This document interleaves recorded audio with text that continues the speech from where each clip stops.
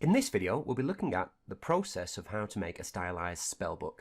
So I make videos for a living for my students at university.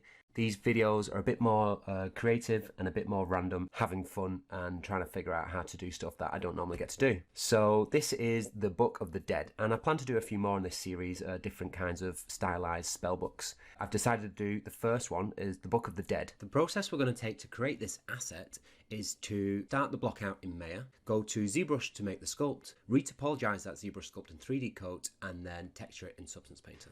So our first step is blocking out, and I like to block out in Maya, but first I like to gather reference and use the free program PureRef to display that reference on top of the rest of my work. And I've just gone on Google and just found some kind of old books, a lot of very stylized things. I think I looked at ornamental books, just to give me an idea and a sense of the kind of detail you can put into these books and stuff.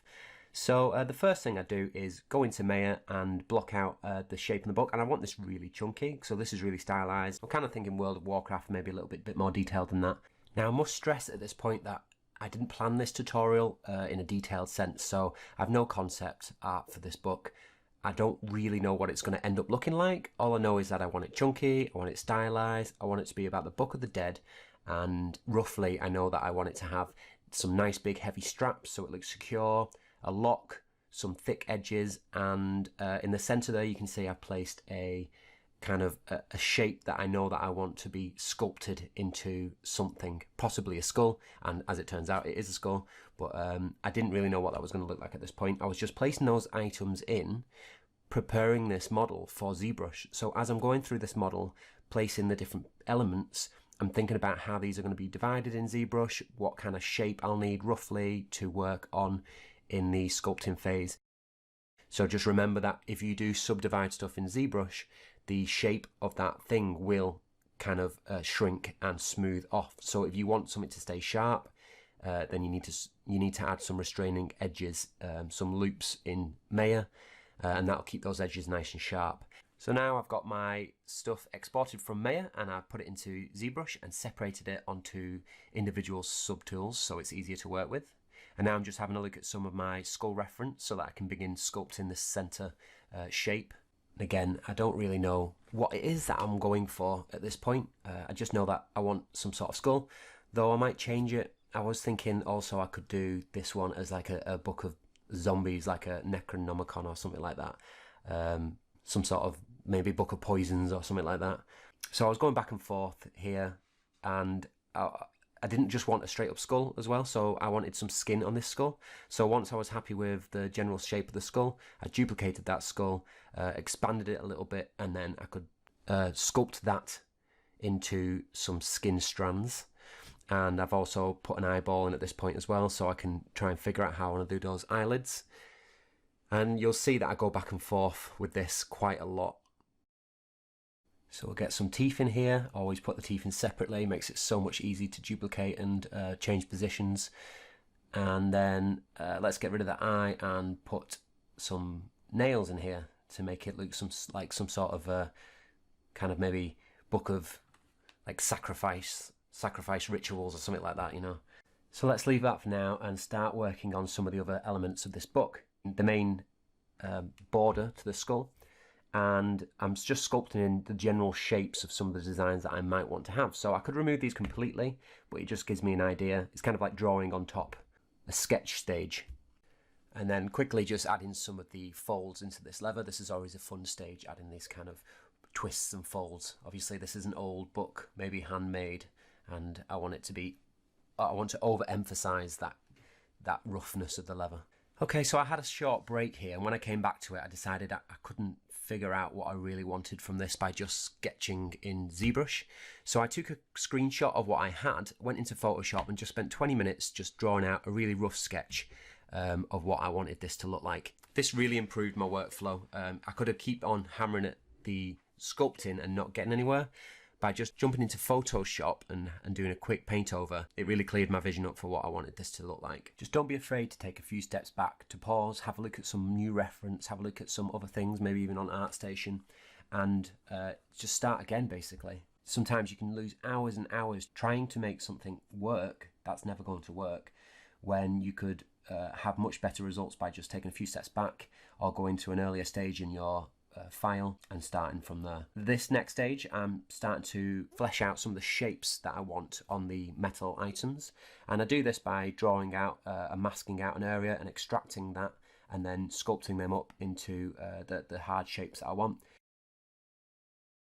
Here I've decided that we need an extra border around this skull, so I masked out around the skull the shape of the skull, extracted that, given it some volume with the inflate tool or with the transform gizmo, and then sculpting this into some sort of like hammered metal holding that skull shape in place. So if we slow this video down a little bit here, we can see how using the mask tool, mask out a section on your sculpt to extract that, give it a little bit of volume, and then manipulate this using the clip curve brush and the move brush into the shape that you want. Now this isn't a super accurate way of sculpting. You're not going to get a really sharp machined look. You can get pretty close with practice, but this is a fast way of adding additional details to your model. So once you've clip curved that into a general shape, you can then use the Dynamesh to remesh that shape to get rid of any kind of little errors and to add a bit more even distribution of polys to it, which will then allow you to start sculpting into it. So in this case, I'm trying to get a bevel over the whole thing. You know, I'm trying to make this look stylized, and once I'm happy with the overall shape, I can then use the clay polish tool to sharpen it up a little bit, and then use the trim dynamic tool and the hard surface, the hard polish brush to finish off that beaten look or get some damage into there, and then place it onto the book and manipulate it to its final resting position against all the other elements. So here as well, I've extracted some edges, extruded those into a shape to make a nice neat like beveled border pattern. What I'll do is bend this all the way around that center metal patch. So it's worth noting that up to this point I've not done any kind of extra detail, so I've just been getting the shapes in there, so I've not been doing any damage or edge wear. And then when I'm a little bit more happy with those shapes, I'll start to use the trim dynamic tool just to kind of knock off some of the sharper bevels and give it a little bit of damage. Masking out that back plate, so I have some metal behind the skull within the border. And again, just using the clip curve tool brush and the transpose tool to get a nice neat shape. Adding a little bit of edge detail to that border now. And the same to the more larger items of detail around that border.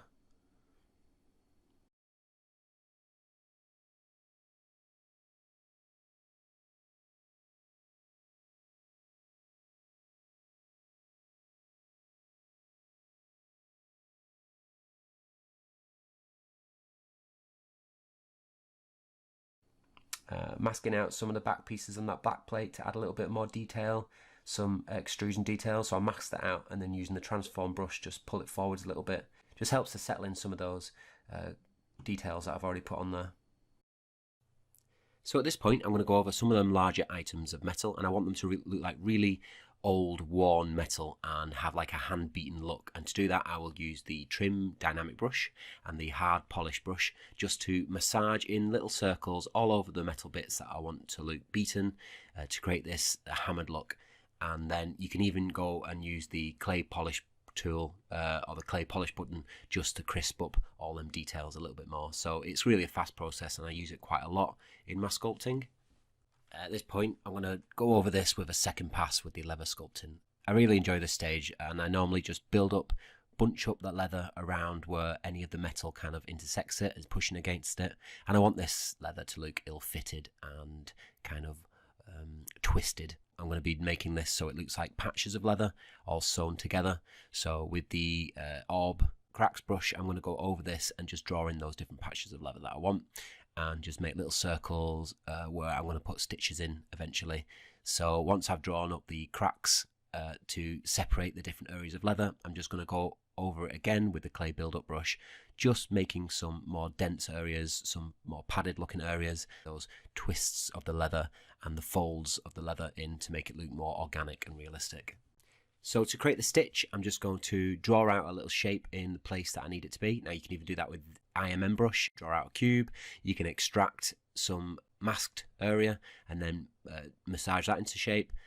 In this case, I think I just drew out it with the IMM brush and then got it into the shape of the stitch, used clay polish tool to get it nice and sharp, and then just duplicated that around the book, putting it into place and manipulating each individual stitch so that it's nice and neat into those pre-sculpted holes that I already made. And then once I'm happy with that, go around the book with the clay build-up tool, just adding and subtracting a little bit of material away there, and then smoothing that out to create these individual stretch marks on the skin.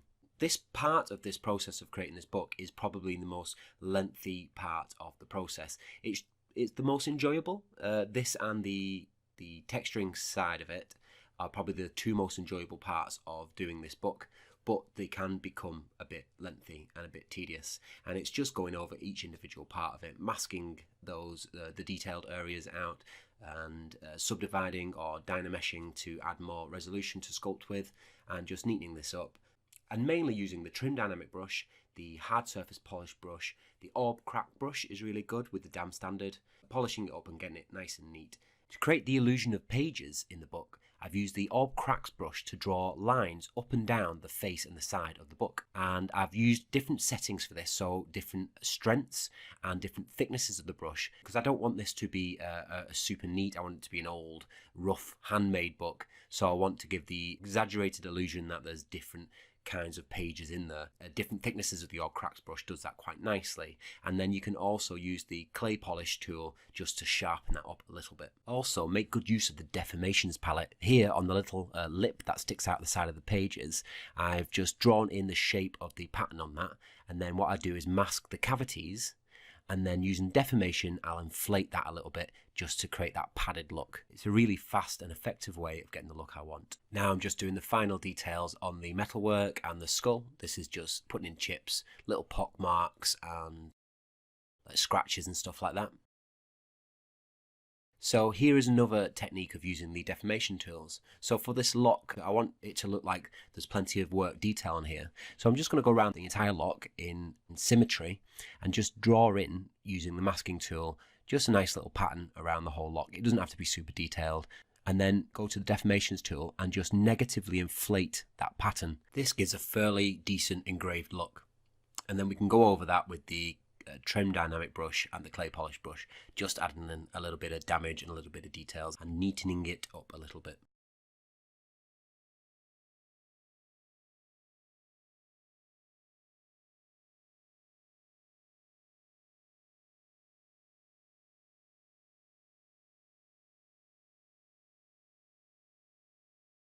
So at this point I want to put a symbol on the side of the book, and I want it to be a number because hopefully I'll make a few of these books of different kinds. So this is number 1.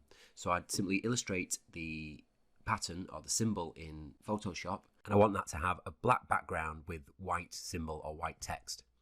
So once this is loaded into Spotlight, we can use any brush to paint through that once it's aligned where you want it. So I'm going to paint through this holding Alt so that I remove some material. And this gives quite a sharp and wobbly edge, so what I'm going to do is just mask this out and then invert that mask and soften it, and then just use the polish tools in deformation just to soften them edges up and sharpen them up a little bit. Unfortunately, this is probably my biggest regret in this area because I did not align the symbol. I mean, you can see here it's just not in the center of the spine of the book, and I really just didn't notice that until I was texturing it. And at that point I could have gone back and fixed that up a little bit, and it wouldn't have been too big a job because I could just rebake it in Substance Painter and repaint it. But I didn't think it was worth doing. I mean, I'd already spent quite a long time on this book, longer than I thought I was going to, so it's okay. We make mistakes, it doesn't really matter that much, so just move on and try and remember that for next time. And at this point now I'm just going to prep the whole book to be taken into 3D coat for retopolization. And that means going through every subtool and using the decimation master in Z plugin at the top to decimate this book into a more manageable poly count. So what I'm looking for is to lower the percentage of the decimation until we start to lose the detail of the book, or until you can start to see them individual decimated polys. And when I can get it to the level where I'm not losing any detail, then it should be good enough to go into 3D coat. So basically I want it as low as possible so as not to tax my machine while I'm trying to retopologize this or project it in Substance Painter. So to retopologize, I like to bring in each individual asset one by one into 3D Coat. And in 3D Coat, it's just a case of using the add or points tool to draw those polys on top of your mesh. And to make this a little bit easier, at the top of the screen, you can increase the Z bias just to be able to see the underlying high poly geometry a little bit better through your new polys. So this was quite a lengthy process, as it always is, and it was just bringing each one in as a retopologization mess and painting these polys over the top. And what I'm doing is, this isn't going to be animated, so I'm not looking for really clean topology. I don't need edge loops so that the face or skull can move in any way. I just want to basically look at the silhouette and decide how many polys I want to be putting into there so that it will bake correctly, that the polys are as close to the edge on those curved sections as possible. And that's where I'm really looking at. I'm looking at it from an angle so I can see whether those polys conform to those curves or not. If the object basically is sculpted inwards, then I don't need as many polys because the normal maps can handle that pretty well. But if the object is sticking out, then you do need more polys there, because these are the kind of things that will be seen at an angle, and these are the kind of things that the normal maps won't really be able to handle properly and will make it look worse. So it's quite a long process, but it's quite easy, and a lot of modelers that you'll talk to will say they find it kind of relaxing to retopologize. Once I've finished all the pieces in 3D Coat, I'll bring that back into Maya, and I'll align that with the high poly mesh. And what I'll do, I'll put the low poly on a different layer in the layers tab, and the high poly on a layer underneath. And I'll duplicate anything that can be duplicated and move them into the correct place on the book. And also the things that I only modeled half of, the symmetrical things like the center plate, I will flip that and weld them together. And once I'm happy with all the pieces and they're all aligned in the right place, and the low poly aligns with the high poly, so there's areas that might have not kind of conformed enough with the high poly, so I'll move them pieces out to align better. That way they'll bake nicer in Substance Painter. And then I will start the UVing stage. And with the UVing, I am just basically trying to get it as neat as possible. So I've got the blue and the red symbolizes the squash and stretch of the topology, and I'm basically just trying to get that to be as even as possible. And I keep checker map on, and what I'm doing with the checker map is just seeing that everything is as straight as possible. So, you know, it really lets you see where there's going to be deformations or stretching on the map. The last step before we can bring this into Substance Painter is to explode the mesh, and that means to take all the individual pieces of the mesh that we don't want to be baked next to each other and to move them apart. And we need to do that both with the low poly and the high poly. For the low poly and high poly need to be perfectly on top of each other in order for the detail to bake down to the low poly. Once this is all separate and we've got them into our pieces that we want to be baked without interacting with something else, because if something passes through another piece of geometry, it will leave an ambient occlusion ring on that piece of geometry. So we are removing the pieces that we don't want to interact in that way, and therefore we get cleaner bakes. So once we've done that, we can then export all the subtools as one low poly object and all the high poly subtools as one high poly object, and we can unload that into Substance Painter. So at this stage, what I'll do is I'll do a test bake, and I'll keep that at low resolution so that it bakes fast. And then I'll go around that model looking at all the different areas and details to see if there are any errors, see if there's any points that I need to fix, and I'll go back into Maya and I'll fix them in the UVs or in the mesh if needs be.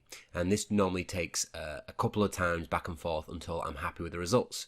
There'll be some errors that I don't really care about, so there'll be a limit to the point where I'll fix it, depending on the application or how obvious it is on the model, because there is always going to be some sorts of small errors and stuff, and I don't always think that they will show up. So there's a lot of errors that will disappear once all the texturing is done, and so to fix them would just be a waste of time. Now, I'm not going to go into too much detail about the texturing phase of this, because I will be doing some more of these books, and in each individual video I'll probably cover a certain topic in more detail. But my normal pipeline with this would be to separate each individual material or element of the book into its own group. And in that group I will normally have a base color layer and a roughness layer. and maybe a highlights layer and a shadows layer as well. And the shadows layer will just be a masked version of the base color, slightly darker, and the highlights version will be just the base color again, just lighter and masked on the peaks of the things as well, or the peaks of the details. And with them 3 color layers, I normally get the cartoony look that I'm going for, the painterly look, where the highlights are a lot more apparent. So you can see here with the leather, the highlights coming in, and then I'll just reduce the opacity of them highlights down a little bit and just layer them up like that. And then eventually work in a little bit of noise as well. So in this case, it's leather grain, some scratches and some dirt. What I don't want is too much normal details from the materials. So you can use smart materials, you can use materials that are already preset, but they do come with a lot of height and noise information.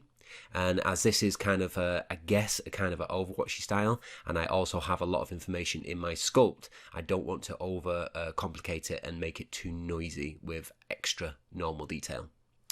So first of all, the passes through this book will simply be trying to get the metal the right colour, trying to get the leather the right colour, not just the right colour, but the right roughness so that it looks like metal or it looks like leather. And the same again with the skull, the bone material. And then I'll start going over and make a couple of other layers for the smaller details, like the stitches that have to be hand painted right now. And I've got the colour of them pretty close, but then I'll tweak it all a bit later.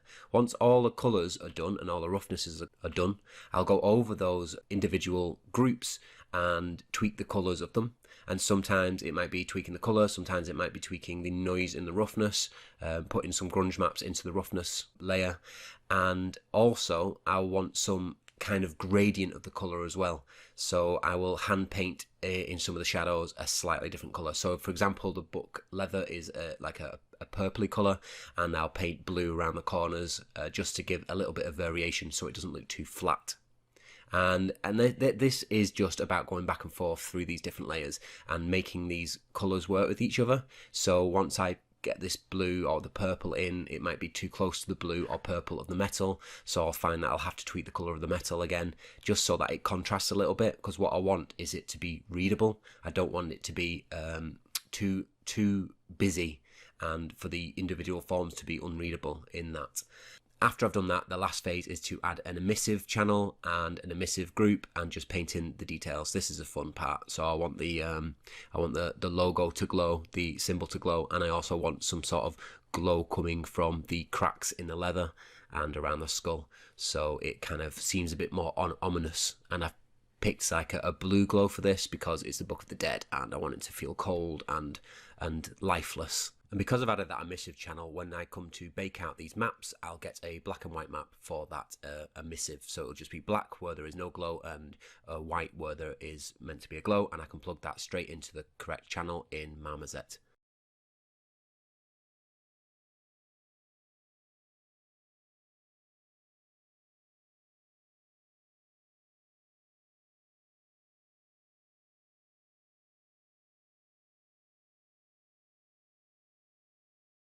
So I'm just going around and I'm applying that same layering technique to the rest of the model and adding some additional shadows with a layer over the top. And normally I will also add a layer of dirt or grunge over the top of all the layers just to kind of bring them all together a little bit and unify them with a single colour. And I will also at this point maybe put a filter on, a colour adjustment filter, to try and bring everything together a little bit more. And also I will put a baked lighting filter over the top as well.